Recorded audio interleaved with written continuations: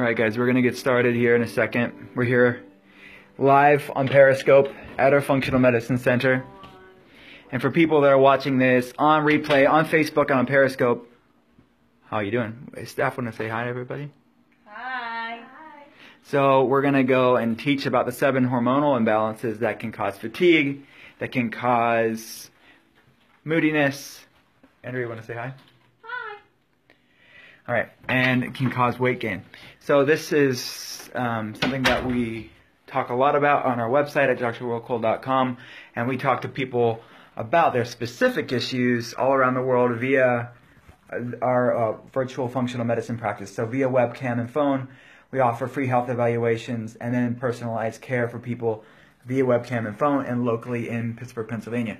So today we're going to talk about the 7 hormonal imbalances that can cause fatigue, that can cause people to have moodiness issues, so irritability, and cause them to gain weight. These are typically not ran in the standard model of care because they're looking for, their training is to diagnose a disease and match it with a corresponding drug. So it's not really looked for on a classic mainstream basis. Typically, people are told, you just need to lose weight, even though you're going to your doctor because you can't lose weight sustainably, or you're told you're just depressed and here's an antidepressant, or you're told you're just getting older, that's why you can't lose weight, that's why you're moody, that's why you're always tired. Just because something is common doesn't make it normal. So I appreciate you guys giving me hearts down here, and if you're joining here live on Periscope, you can click the hearts down here to let me know that the audio is good, the connection's good, and that you like actually what I'm talking about. So I appreciate the Periscope love. And for people on Facebook, you're not going to see the hearts down here, the myriad of different colors. And you're not going to see all the comments that people are talking about. Paleo Boss, I love you. I miss you. Yes, I am. POTS, autoimmune POTS, yeah. All right, so we're going to talk about the 7 hormonal imbalances that cause fatigue, weight gain, and moodiness, irritability. All right, first of all, hormones. As with most things in our body, it's about balance. So if a hormone is too high, if a hormone is too low, or high when it should be low, or low when it should be high, all those variabilities, when there's a lack of balance with the hormones, that's what the problem is. So you hear about cortisol, which is stress hormone, right? That's one of the 7 hormonal imbalances. Cortisol's not inherently bad. You need cortisol to regulate your blood sugar and blood pressure, to regulate your immune system, to regulate inflammation in your body. It's anti-inflammatory. So it's really not a bad thing, right? You just want it higher in the morning, lower in the evening. You want a healthy cortisol, adrenal, circadian rhythm. When problems arise when there's imbalance with the cortisol. So cortisol is number 1. Something called the hypothalamic pituitary adrenal axis. So the brain adrenal axis. This is when cortisol is irregular. It's not being secreted out of the adrenal glands properly. That is typically caused by a brain issue. Some brain dysfunction, some brain communication issue, not speaking to the adrenal glands properly.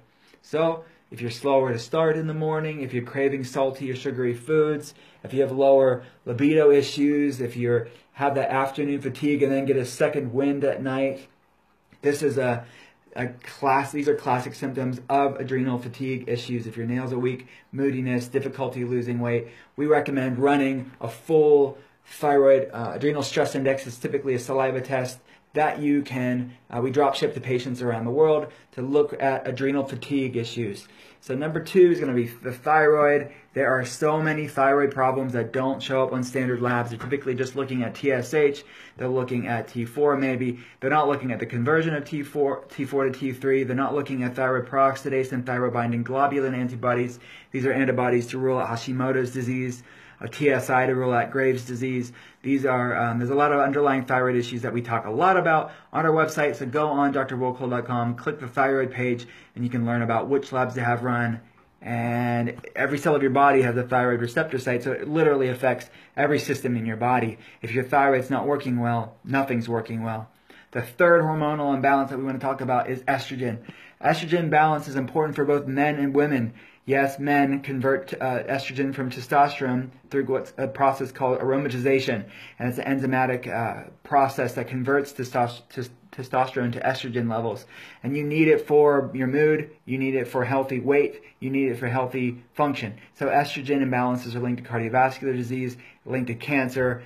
So we need to look at, is estrogen too high, is estrogen too low, and the different isomers of estrogen. So you have E1, E2, and E3. E1 and E2 are typically the predominant types of estrogen. E3, estriol, is the actually the anti-carcinogenic, the protective form of estrogen.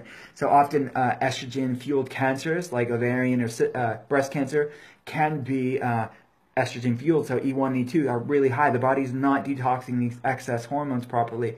So these aren't per se hormonal problems, but they're hormonal imbalances because of detoxification impairments. So we want to look at MTHFR gene mutations.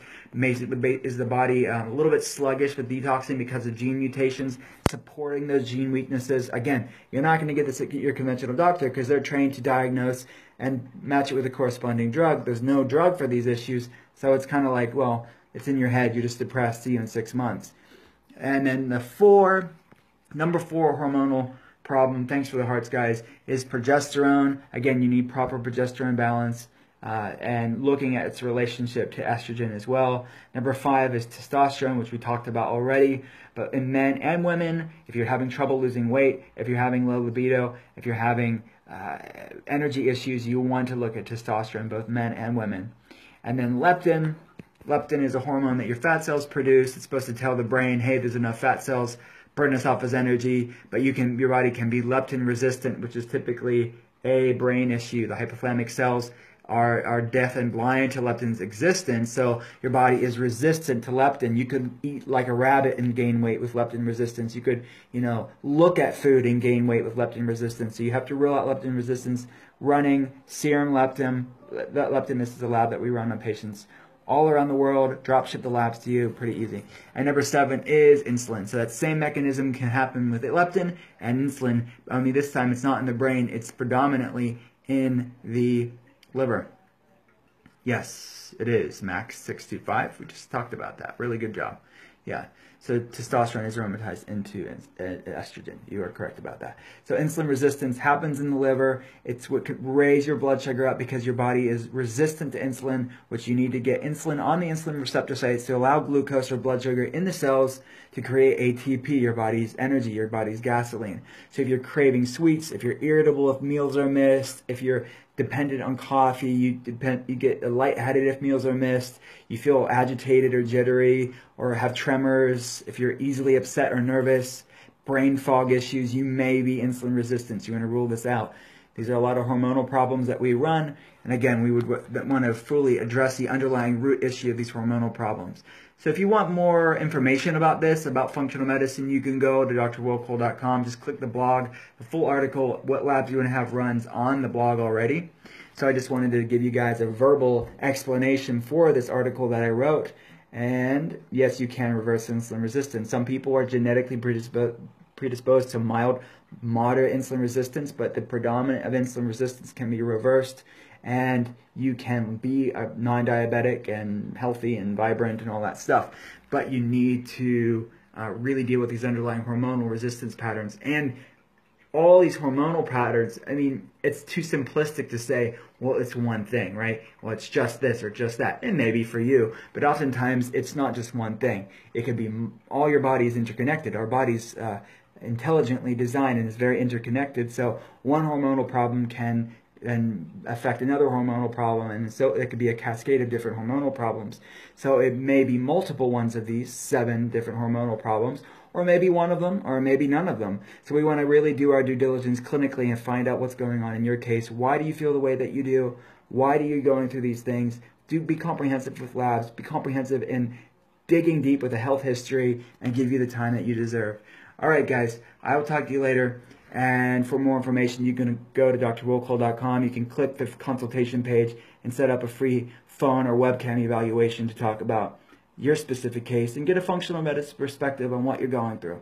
All right, guys, I have 2 patients now in 1 minute, and I will talk to you guys later. Have a great day.